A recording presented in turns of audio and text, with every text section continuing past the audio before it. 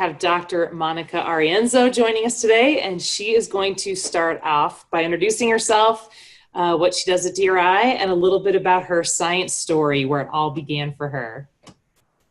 Excellent. Thank you so much. And thank you all for joining us today. I'm really excited to have the opportunity to get a chance to share a little bit about my work and what I'm doing up here at DRI. My name is Monica Arienzo, and I am a professor at DRI, and I'm in the Division of Hydrologic Sciences. And a little bit about my science story. I've always been really interested in science, but I didn't know what part of science I was interested in. And I went to college and I knew I wanted to major in something science related. And I kind of switched between a couple majors, but I really realized I wanted to become a geologist when the summer before my senior year of college, so kind of getting to the end of my college career, I had the opportunity to participate in a research project in the US Virgin Islands. So this was in the Caribbean. We were scuba diving every day I was there for about a month, and we were trying to understand how humans had impacted the coral reefs. And so you can imagine, right, here you are, I was in college, kind of really, exploring science, not sure what I wanted to do. And I had this chance to go scuba diving in the Caribbean, learning about doing research and learning about the natural world. That's quite an amazing experience. And so I came back to school in the fall, and I told my advisor I wanted to be a geologist. I wanted to get my PhD. And I was really lucky. I had a very supportive mentor. And she helped to make sure that I could complete my degree, which, meant I had to waive a class, but it all worked out. I got my undergrad degree, and she helped me make sure that I could get into grad school. And I was just really lucky to have that amazing mentor to help me through that last bit of the process. So I just want to share quickly a photo. Let's see. So here, hopefully you can all see, this is a photo of me scuba diving. And so this is I wanted to show this because it kind of exemplifies why this was such a transformative experience. So here I'm scuba diving, and you can see there's a tape down here on the corals. And this is my dive buddy Dana, who's a friend of mine that I still keep in touch with. And I'm measuring the different corals on the reef bottom. And you can see this day a dolphin came to visit us and wanted to see what we were doing on the coral reef. So, as a college student, getting that opportunity was really amazing and quite transformative. I bet. So today we're talking about the science phenomena that can be used to develop increase skills in the classroom. Can you tell us one phenomena that you study in your work as a scientist? Yeah, it's a great question. So I wanted to start with talking a little bit about some of the observations I first made about this. So when I was, walking along the Truckee River or driving along, the highways here, or even hiking in the mountains in remote areas, I noticed that there would be trash in these areas where people weren't. And this could be little things like a wrapper, or bigger things like plastic bags, all the way up to big styrofoam coolers. And I find these in remote places. And I started wondering what happens to all of this trash, right? It must go somewhere because we don't have mountains of trash everywhere. And so at the heart of this is that every year since the 1950s, we humans have produced more synthetic synthetic plastics that aren't biodegradable. And so every year we create more and more and more of this plastic material. It's not biodegradable, so it's got to go somewhere. And so I wanted to just quickly share some photos that we've been really lucky to have. These are some photos that have come out in the news recently. and shared by some of our friends. So this is, the middle photo here is showing some of the trash that they collected in Lake Tahoe. This is through the League to Save Lake Tahoe that's done beach cleanups. And you can just see the amount of trash that they found in the beaches after 4th of July, for example. And you can see a lot of that trash is plastic. This, and on the right-hand side, is a balloon that got trapped in a bush. And so this is one of my favorite examples of plastic trash, because most people don't realize that those Mylar balloons you buy are plastic.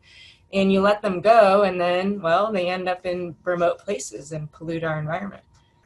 And then down here in the bottom left corner, those of you who are in Reno, you might remember this winter we had an RGJ article about how people would come and go sledding, and then their sleds would break and they'd just leave them.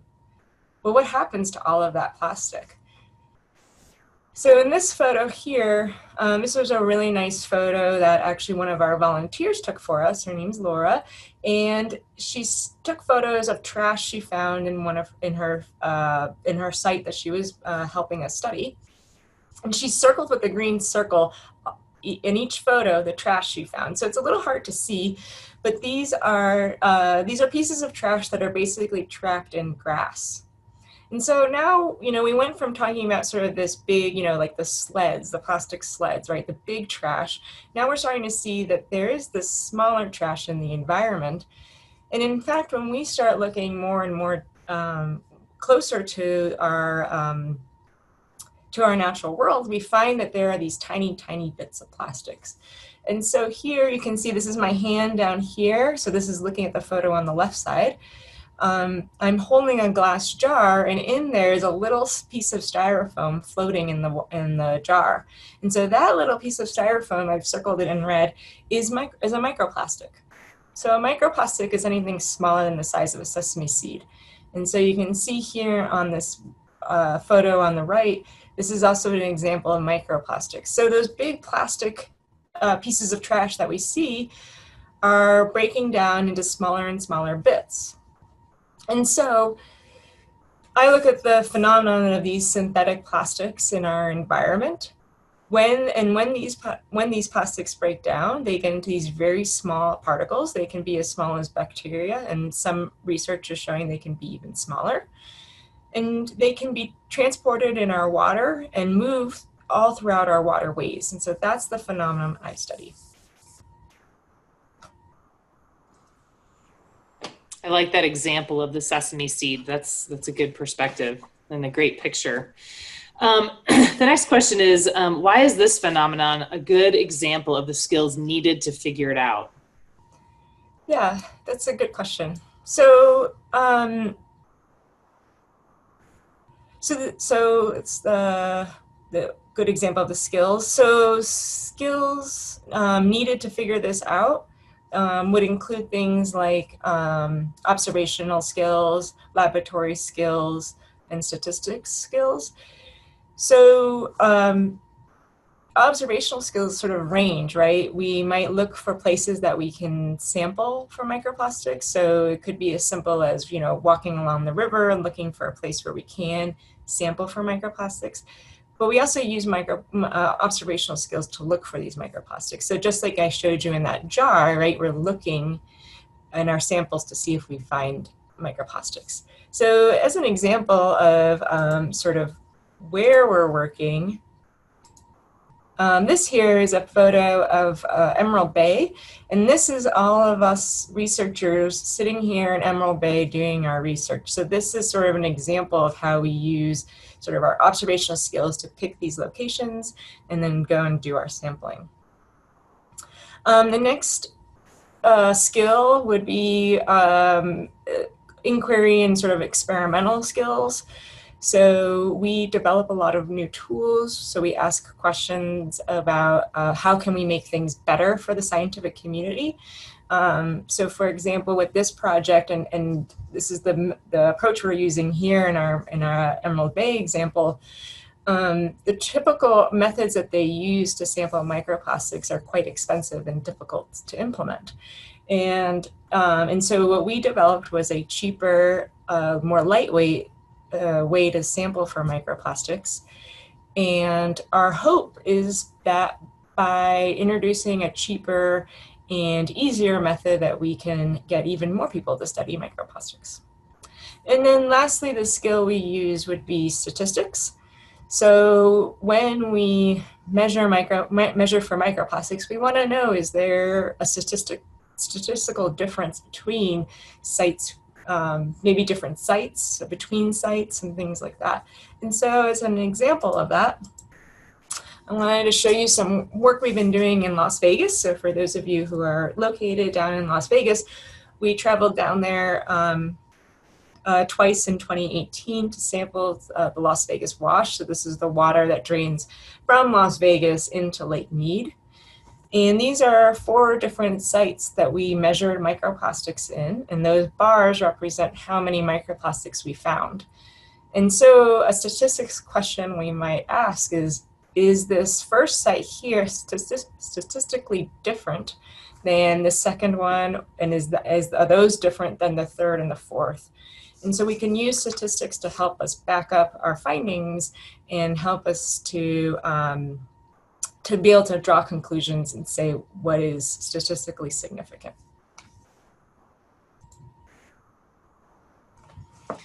In terms of kids, I guess in your opinion, why should kids care about this topic? Yeah, that's a great question. I've been studying microplastics for about 3 years now, and the thing that's really struck me about studying this is it's a local issue and a global issue. So, I think it's, a great thing for kids to be motivated about and to care about. Locally, we found microplastics in our waters, here in Reno, and then, like I showed you, in Las Vegas as well. We've also found them in snow up near Lake Tahoe. And so, I would argue that it's important to study plastic as these are man-made materials and they are persisting in our environment. And studies have shown that they can negatively impact wildlife. We don't know yet if they can impact human health. I think that there's still some work that needs to be done in that area. But one concern, for example, is that a chemical or a microbe might attach onto the piece of plastic, and then it can be ingested by a human or by an animal, and then that could then cause negative health effects. So we still have a lot of work to do, and like the poll Megan created in the beginning really nicely showed is that, we still have a lot of work to do to reduce microplastics, but the best thing each individual can do is reduce single-use plastics in their daily lives. Great. That is important. The next question is, talk about patterns. Like, what is the pattern that you study related to this phenomena?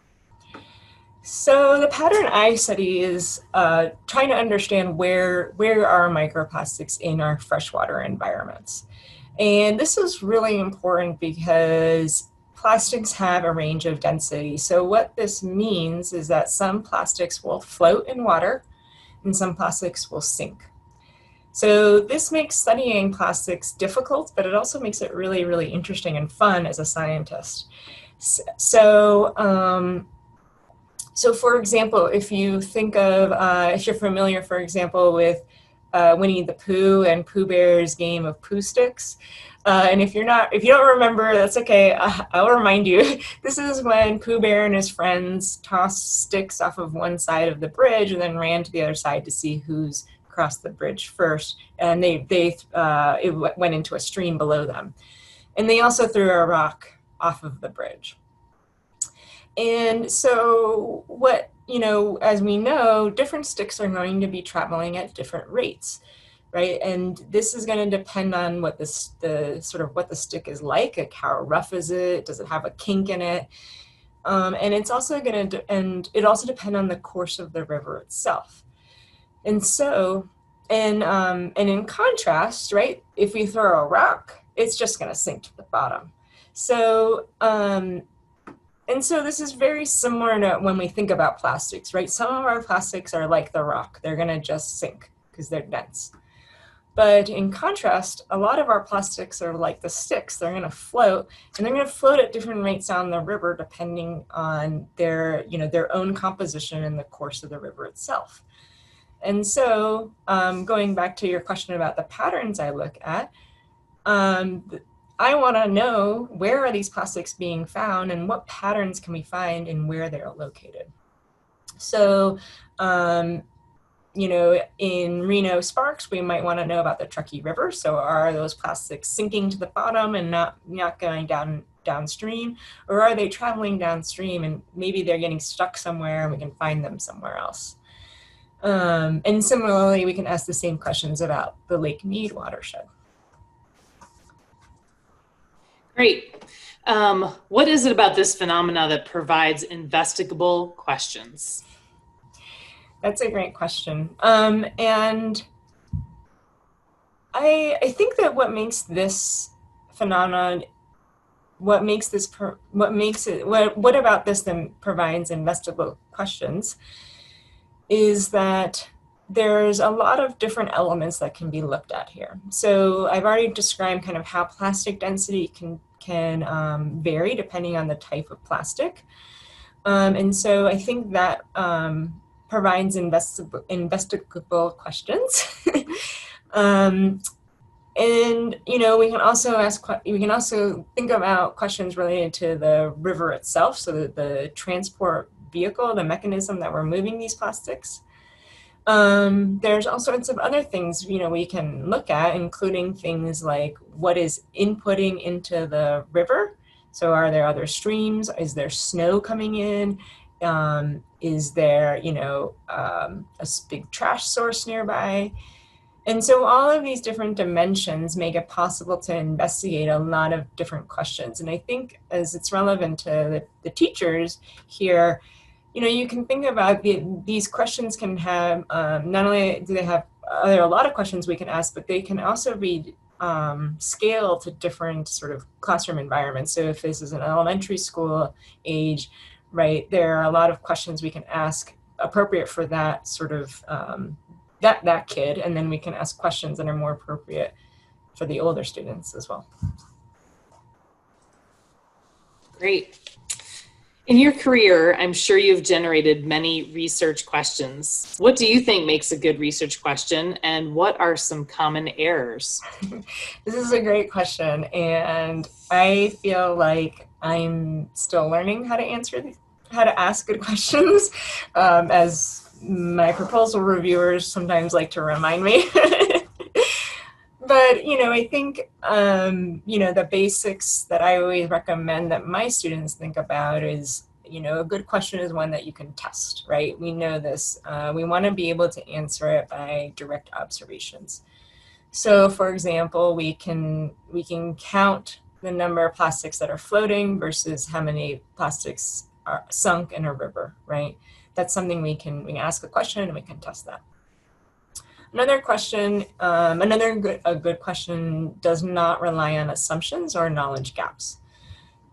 So, for example, when we want to study plastics of different density, we rely on the known information, right? That we know that the density of certain plastics, and so we rely on that known information. We're not making any assumptions about the densities of plastics. We have that known information. And I always like to remind my students that a good question, as for all of us, is questions that are relevant to society and to the scientific community, as well as the larger, global community. And, that's the other reason why, as an environmentalist, I really like studying microplastics, because I think it's important for society as well as for the scientific community to study them. And then lastly, a good question is one that is able to be answered given the resources that are available. So this is probably the biggest, sort of the biggest sticking point for a lot of young early career scientists I see. You'll start with a question like, I want to solve microplastic pollution for the whole world, right? Okay, well, like, that's not really doable for me. I mentor a lot of undergraduate and graduate students. that's not doable in a short time frame, whether it be a semester-long project or a 5-year PhD. So I think being able to formulate a question that you can feasibly answer with the resources is really important. And I think number 4 is probably the hardest for me still, because I want to answer those really big questions, and sometimes I have a hard time narrowing it down to a doable question. Good to think big, though. You mentioned mentoring. So a big part of your job is mentoring these future scientists and teaching people how to think. What advice do you have to help students move from just memorizing things to asking questions to figure something out? Yeah, I think this is a really important point. And, I think I was definitely more taught in the memorize things way. um, and I think I still see, a lot of our undergraduates still really struggle with this. I think they want the answer quickly and they want to be able to memorize it. Whereas, what we do, we don't know what the answer is. And so, we don't, I guess when I do science, I'm in my office right now, but most of the time when I am thinking about questions I want to ask, I'm making observations. And for me as a geologist, a lot of those observations are coming from the natural world. And then, like I said earlier, I'm a big question person, and then I have to narrow them down to make sure that they are, can be reasonably addressed. So I usually have students do a similar approach. I have my students start with observations. So I recently had an undergrad start in my lab as a sophomore in college. So she was still very new to this process of how to ask questions. And what process we had her go through was she had collected some data, and then I had her look at the data and just spend 1 week. And I was really trying to encourage her to just be creative and play with the data, see what can you find. And you have these tools, about statistics, and about how to plot things, and just play with it and make some observations and see what comes out at you. And so I gave her the assignment of listing 5 observations and then 5 questions she still had about those observations. And so then, this is then where I came back in and kind of helped her formulate those questions. And then, we went from there. And that seemed to work pretty well. I'm really lucky. I get to work one-on-one with my students. And I know most people in this room, don't get that one-on-one with their student. But I think, observations is a really great place to start and trying to formulate questions from there. Great. We had a few questions that teachers asked ahead of time, and I was going to ask a couple of them. One of them is there anything students would be able to do as an experiment to illustrate this problem, how it occurs or how to combat it? That's a great question. So we will be sharing with you all some activities we've made, specifically looking at exploring the density of plastics.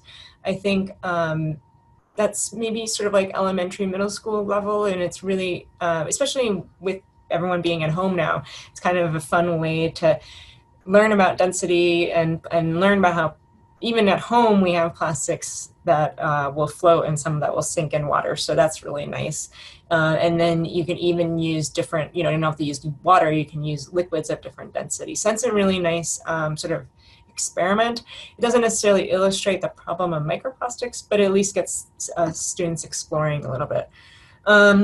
Some other things I always recommend doing, and I've done this myself, and it's really quite interesting, and you learn a lot about yourself, as I collected single-use plastics that I used in 1 week. I had friends that would like make a single-use plastic necklace or whatever, right? However you want to do it, but you could even just keep a log of like every piece of single-use plastic you use. And it's amazing how much you use and discard in a week. And even like when you're trying to conscientiously not do it, there's still so much plastic, you know, like you buy something at the grocery store that's wrapped in plastic, like, oh, you know. So that's another really fun way to kind of think about your impact beyond yourself.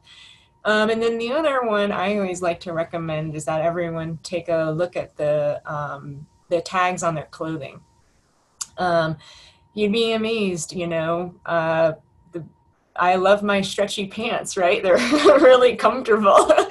But the stretchiness comes from it being made out of plastic. And so I think for, you know, another really fun activity is just to look at the tags on your clothing and Google what they're made out of. And it's pretty amazing how much of it's plastic. That's very relevant to kids today, their stretchy pants. That's great connection.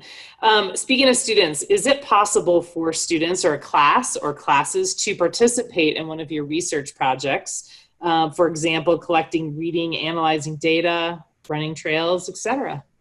Yeah, exactly. Totally. Yes. I currently but pre-COVID, I had a high school student in my lab, and he was looking for microplastics under the microscope. So he was taking photos under the microscope, and then we would talk about what he was looking at.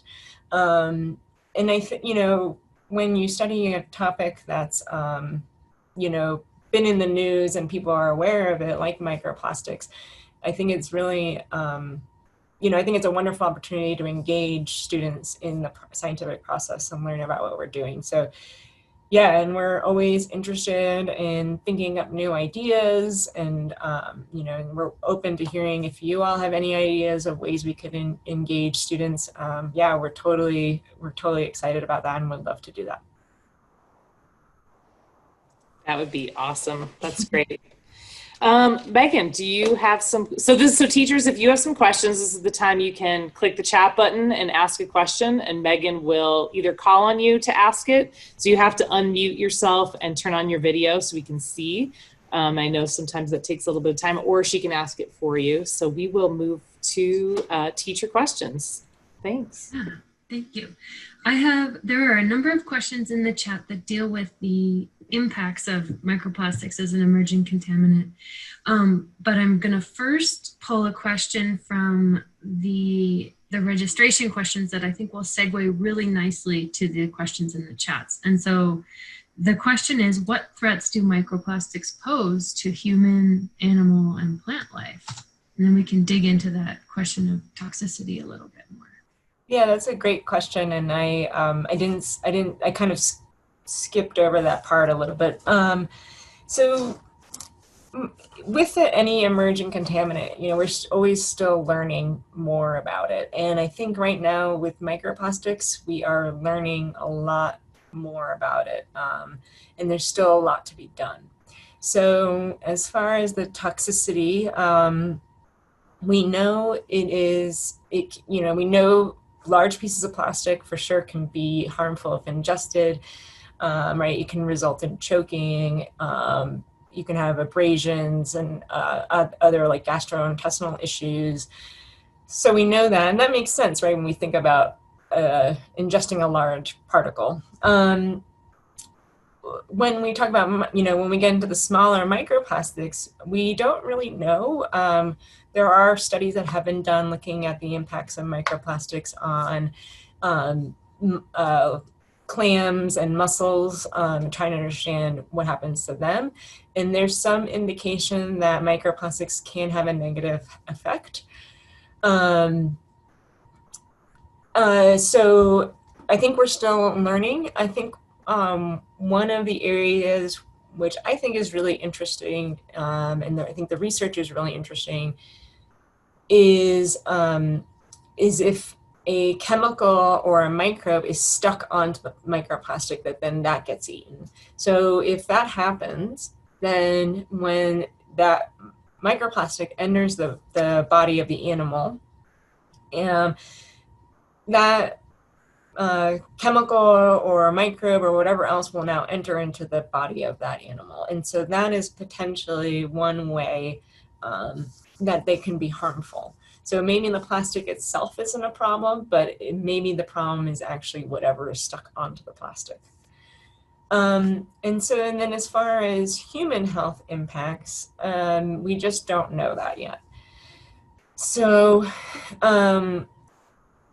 we don't know if microplastics are in our drinking water. We don't know, we don't know if there's a human health impact. I don't think that there probably is a significant human health impact, because if we think about it, plastics are used so often, right? We use them in the medical world all the time to, if you've ever had to get an IV, right? Everything's plastic.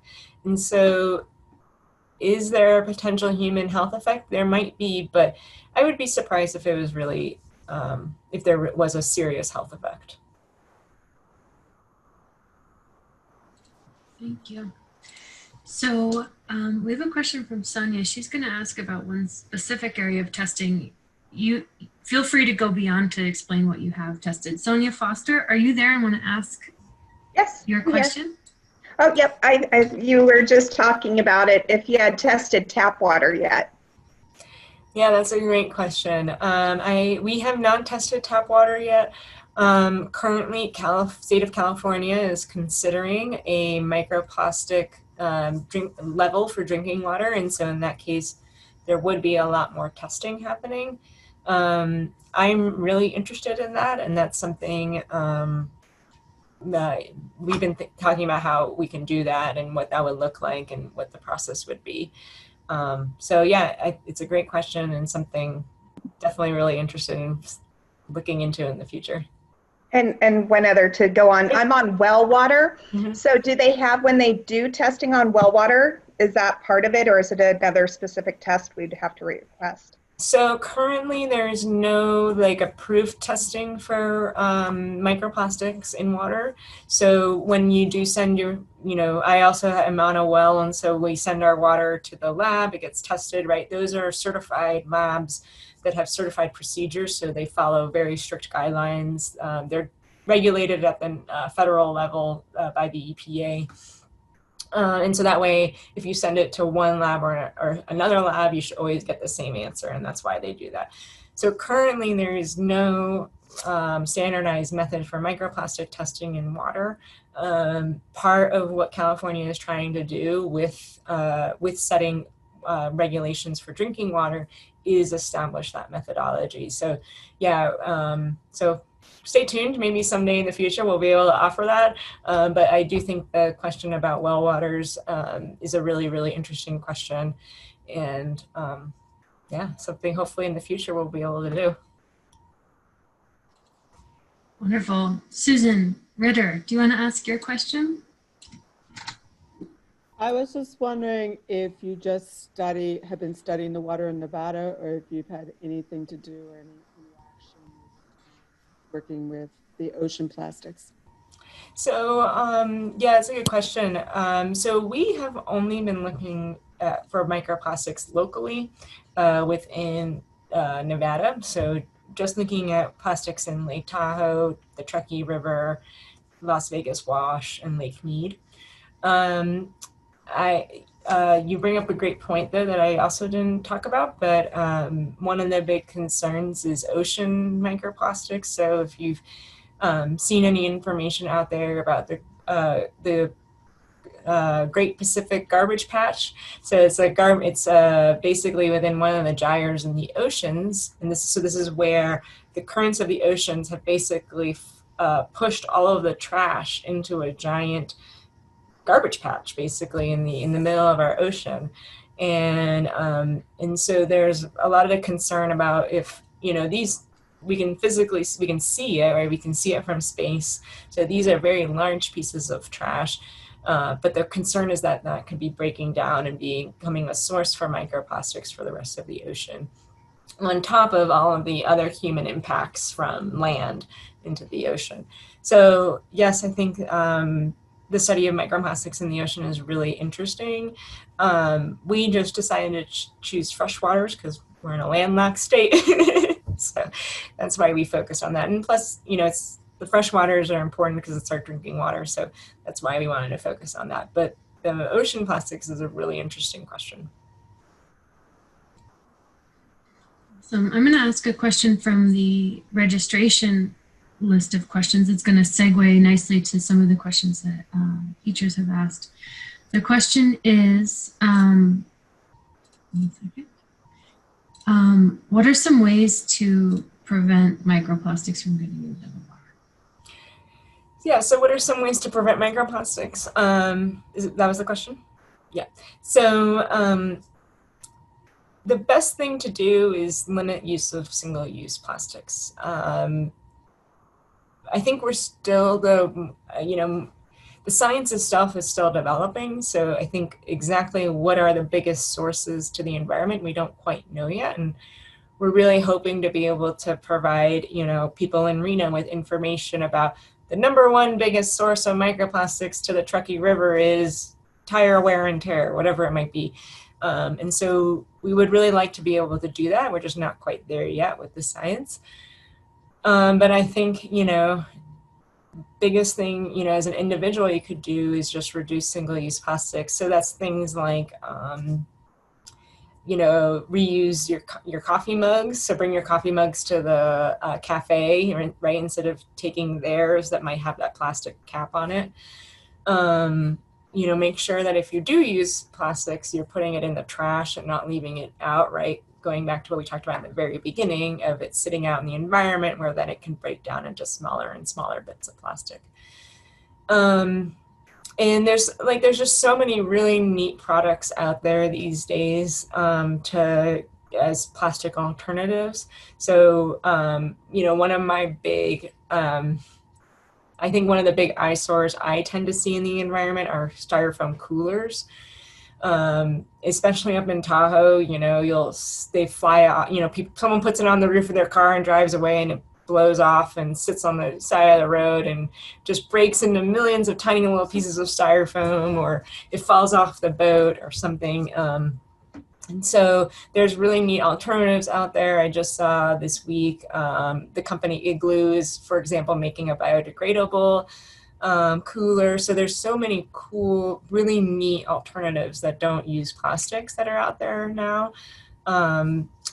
Even little things like the shampoo bottles, right? They now make bars of shampoo instead. These are little things that can actually make a really big difference. So, and then, the other things the other big things I would recommend, cigarette butts are made of plastic. That came up in the poll. So cigarette butts are made out of cellulose acetate and rayon. And so make sure, you dispose of those properly. A lot of people, especially up at Lake Tahoe, we've seen they like to stick their cigarette butts into the sand. And that's probably the worst place to put it because it's just going to get ground down into tiny, tiny bits of plastic. And then lastly, the washing cycle is also a big source of microplastics. So when we wash our clothing, right, I'm wearing this top here is totally made out of plastic, right, and I'll wash it when I get home. But in the process of washing it, it will create little tiny bits of plastic. And then when your washing machine then dumps that water, right, that's getting into our waterways as well. And then similarly, so, there are options out there for bags you can buy to put your synthetics in, or you can just wash your clothes less often. I mean, these days, right, we're all at home anyways. Nobody can smell me. And then lastly, we always recommend, you can hang dry your synthetic clothing as well. So you don't have to put it through the dryer, which is another way that microplastics can be getting out into the environment. So it's so nice out these days, just hang the clothes outside. Perfect. Next question is from Anna Radif. Are you there?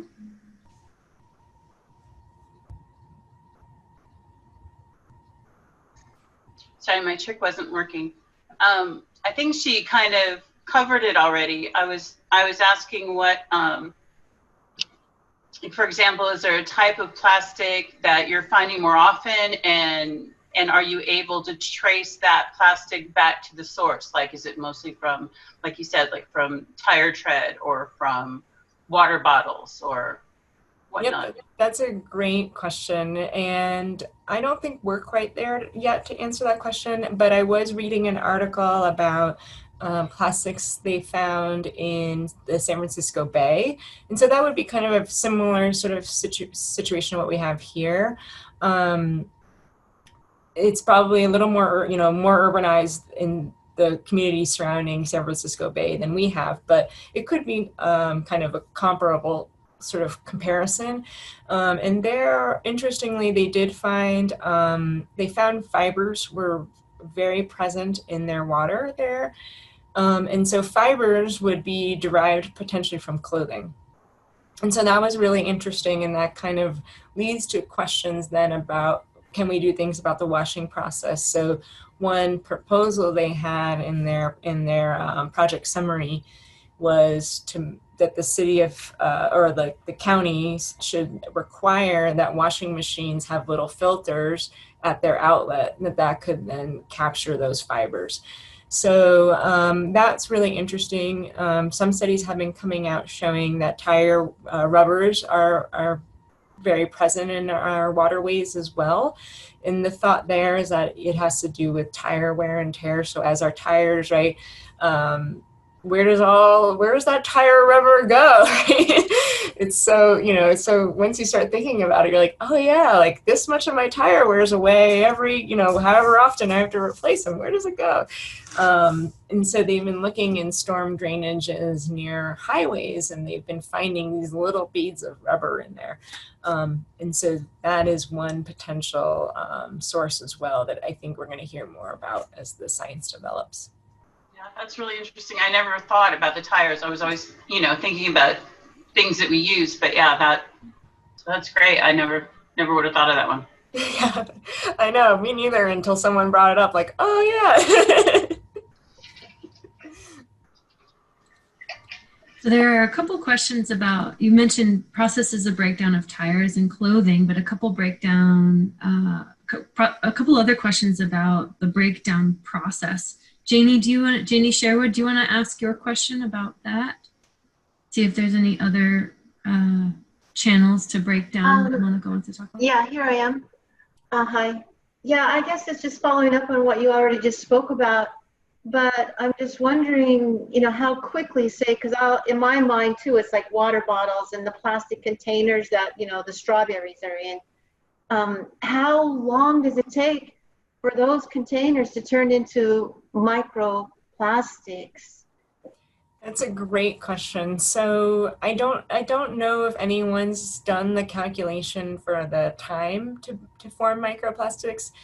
But we do know that things like exposure to sunlight or UV light, that will increase the degradation time. So, for example, at my house, in my garden, I was storing some stuff in some 5-gallon buckets, and I just had it sitting out there, and it was sitting out there, since last summer, right? And so I went to pick up the bucket, and it just started crumbling into these, bits of, Yes, I'm keeping myself employed, right? And the reason why that happened is because that container had been exposed to UV light, and that UV light causes the plastic to just kind of get very brittle and break into these little tinier microplastics much more easily than it would otherwise. So I don't know exactly the time it would take, but we do know that things like exposure to UV light, we know that wave action. So if you have a plastic water bottle that's located, on the shore of Lake Tahoe or on the beach where there's waves that are going to be smashing against that plastic, then we know that wave action can break it down. And then abrasion. So if we think back to, the cigarette butt that someone sticks into the sand, right? Someone then walks over that sand, then that abrasion process, all those sand grains are then going to help break down that cigarette butt into microplastics. So we've been seeing more work being done at looking at all these different processes and how they result in creating microplastics.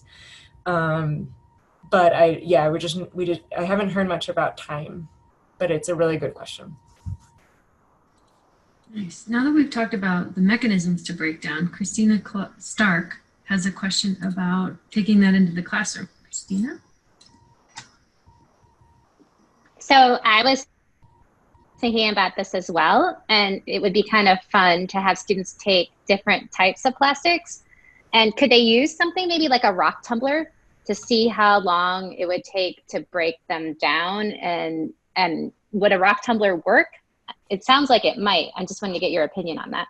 Totally, yeah. I can picture how a rock tumbler would work. So you have like a drum, and you put your microplastics in there, or your plastics in there, and then you would add your sand or whatever you're going to use as your abrasive additive, and then you would start your rock tumbler.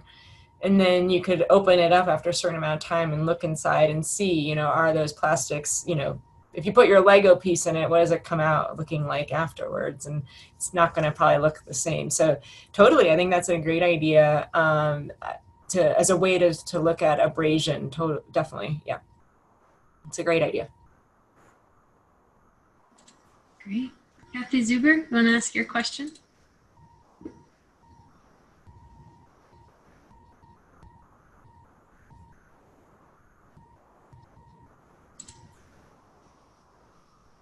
If you're muted, you can unmute yourself. Otherwise, I will go ahead and ask. So Kathy asks, we all like to buy stretchy, techy clothes that are made from recycled plastics. Do you want to expand on, you talked a little bit about synthetics, but maybe some of the work that you're doing looking at those plastic microfibers in the environment? Yeah, so yeah, we all love that stretchy clothing, right? I wear a lot of like the athletic kind of moisture wicking clothing. And so there's a lot of really interesting questions about this, about how we can make clothing so that it doesn't shed microplastics. And one of the projects we have is working with REI, and REI is the outdoor company. So they make clothing, they buy clothing from other companies and sell it through their stores. And so they're really interested because from their perspective, they recognize that their consumer base tend to be environmentalists who are going to be aware of the problem of microplastics. And so from their perspective, you know, they're really interested in if we could design, you know, if they can design a jacket that doesn't shed microplastics, then that would benefit, you know, their company and also benefit the environment. And so with REI, we've been also looking at the question of if clothes dryers are a source of microplastics. So if we stick our synthetic clothing in a dryer, we turn the dryer on, right? We'll get something in the lint trap, right? We'll clean the lint trap afterwards, and we'll see what's in there. But the lint trap's only going to capture a percentage of the total plastic that's generated from drying our clothes. And so the rest of that gets past the lint trap is going to go out and go through your vent, your dryer vent. And so that's usually on the outside of your house. And in some cases, you know, you might go near your dryer vent and you'll find lint sitting around the dryer vent. And so potentially that lint contains microplastics, but no one's actually ever tested that before. And so one thing we've been doing with REI is trying to find a way, can we somehow capture that material that's coming out of the vent? And then we're also interested in seeing if that stuff that's coming out of the vent is plastic. Awesome. Chrissy's got a question that came up. Kind of the magic question that came up a lot in our stakeholder interviews. Christy, do you want to ask your question about consumers and behavior change? I know that this is getting a lot of attention right now. We know about the issues involved with the plastics and microplastics. There's big movements out there like Break Free from Plastic, the new documentary, The Story of Plastic. So people are aware of the problems, but how do we get them to move from caring enough about those problems to change their purchasing behaviors away from convenience and more towards sustainability? Yeah, that's a great question. And I'm really lucky. I work with a lot of really smart people who know a lot about how to change people's behaviors, and they study this. And so they have told me, this was all new to me, education is really one of the best ways to do that. So, you know, if you've seen the signs up in Tahoe, there's the Take Care Tahoe group, and they create these really clever signs. They have one right now that's "Go big on social distancing," and it shows like a biker and I do, but I don't think it's on. Oh, can you guys hear me? Are you good? Okay. Hello. So you know, if in order to help change behaviors, creating some sort of educational campaign with a group like that would be a great way to do it. I know that the group up at UC Davis, up at Lake Tahoe, the Tahoe Environmental Research Center, they've been talking a lot about how to, you know, promote reusable plastic reusable bottles, and instead of plastic bottles in places like the grocery store, for example. So making it easy for people to make those choices also can really help as well. Yeah, and so Megan just put in the chat for everyone that Take Care Tahoe link. And so they're a really great group that does some really clever messaging for environmental issues. And so hopefully someday we'll get to work with them and get them to help us move the public perception around plastics as well. Monica, you've done a lot of news and educational interviews. What are some of the things that you find are either common myths or things that you really just want the public to know about solutions to microplastics that maybe you haven't mentioned? Or since we just have a couple minutes left, I thought I'd leave you the option to give one last thought. So I guess I think one of the big take-home message that I would love for all of you to take away from this is, you know, this is a topic that's gained a lot of interest recently, but we don't have all the answers yet. And so for students, you know, that's so exciting. And it's one of those topics that literally any question you ask can help solve the problem of microplastics and help us better understand microplastics. And how often, you know, I just feel like there's so many opportunities out there, and I think it's a really exciting field to be in. I'm excited when I see students getting excited about it. You know, unfortunately, I'm not going to solve it. My generation probably won't solve it, but you know, our students will be the ones to solve it. I'm certain of that. And so I think it's a really interesting topic, and I think that yeah, there's just so many questions left out there that there's so many opportunities.